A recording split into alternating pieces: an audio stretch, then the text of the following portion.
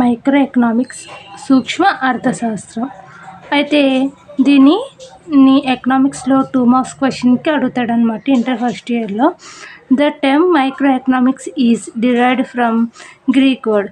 ఈ micro economics అనేది Greek word నుంచి వచ్చింది.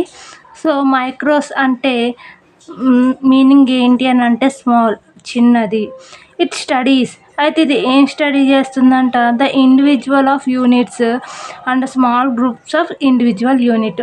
అంటే ఇండివిజువల్ అంటే ఒక్కొక్క యూనిట్ని ఇది పరిశీలిస్తుంది. అలాగే స్మాల్ గ్రూప్స్ ఏవైతే ఉంటాయో దాంట్లో ఒక్కొక్క యూనిట్ని ఇది పరిశీలిస్తుంది. ఫర్ ఎగ్జాంపుల్ ఫారెస్ట్ ఉందనుకుందాం. సో ఫారెస్ట్లో ఆ ట్రీస్ అన్నిట్లోనూ ఒక్కొక్క ట్రీ గురించి స్టడీ చేసేదాన్ని మైక్రో ఎకనామిక్స్ అని అంటాం. అండ్ అలానే ఇండస్ట్రీస్ ఉంటాయి. సో ఇండస్ట్రీస్లో ఒక్కొక్క ఇండస్ట్రీస్ గురించి పనిచేసేదాన్ని మైక్రో ఎకనామిక్స్ అని అంటాం.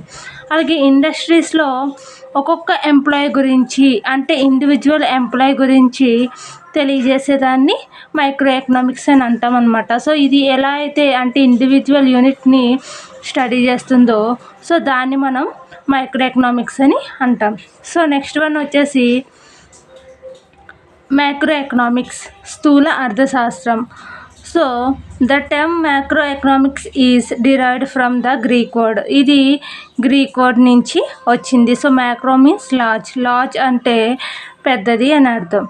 సో ఇది ఏం చేస్తుంది, it studies aggregate like. So aggregate అని అంటే మొత్తం. సో ఇది మొత్తం నేషనల్ ఇన్కమ్ అంటే మన జాతీయ ఆదాయాన్ని మొత్తాన్ని ఇది పరిశీలిస్తుంది. అలాగే టోటల్ కన్జంప్షన్ అంటే మొత్తం వినియోగం, టోటల్ సేవింగ్ మొత్తం పొదుపు, అండ్ టోటల్ ఎంప్లాయ్మెంట్ మొత్తం ఉద్యోగిత, సో ఎక్సెట్రా. ఇది మనకి మ్యాక్రో ఎకనామిక్స్ అని అనగానే మొత్తం అంటే ఒక ఇండస్ట్రీస్ ఉన్నాయి. సో ఆల్ ఇండస్ట్రీస్ నుంచి వచ్చే ప్రొడక్షన్ ఎంత, కన్జంప్షన్ ఎంత, ఎంప్లాయ్మెంట్ ఎంత, సేవింగ్స్ ఎంత అని చెప్పి ఈ మ్యాక్రో ఎకనామిక్స్ అనేది స్టడీ చేస్తుందన్నమాట. సో ఈ రెండు so micro economics, macro economics ఈ రెండు కూడా 2 మార్క్స్కి అడిగే ఛాన్సెస్ ఉన్నాయి కాబట్టి ఈ 2 క్వశ్చన్స్ అనేవి ఎక్స్ప్లెయిన్ చేయడం అనేది జరిగింది.